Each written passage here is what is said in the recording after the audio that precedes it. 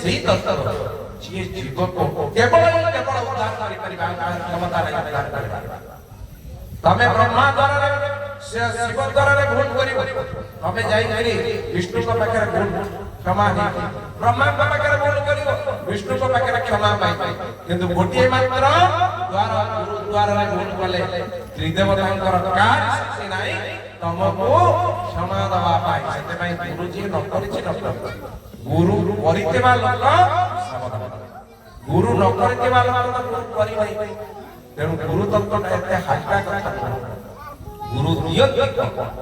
ସେଦିନ ବଳି ବାମନ ଅବତାରରେ ସ୍ୱୟଂ ନାରାୟଣ ଆସିଲେ, ମନେ ରଖନ୍ତୁ ନାରାୟଣ ଆସିଲେ ବାମନ ଅବତାର, ଆସିକିରି ଦାନ ମାଗିଲେ, କିନ୍ତୁ ଗୁରୁଦେବ ସେଠି ରକ୍ଷା କରିବା ପାଇଁ ନିଜେ ଶୁକ୍ରାଚାର୍ଯ୍ୟ ଯେତେବେଳେ ସଂକଳ୍ପ କରିବାକୁ ଯାଉଛି ବଳି ବଳି ତ୍ରିପାଦ ଭୂମି ଦାନ ଦେବି ବୋଲି, ସେତେବେଳେ ଯୋଉ ଭୂମି ଦାନ ପାଇଁ ଶୁକ୍ରାଚାର୍ଯ୍ୟ ବାରବାର हे बड़ी तुम्हें ये संकल्प करो नहीं, ये स्वयं बामन नारायण ये तुमको असुविधा कर देवे, किंतु मानिला नहीं बोली बड़ी को असुविधा करिया पे पड़िला।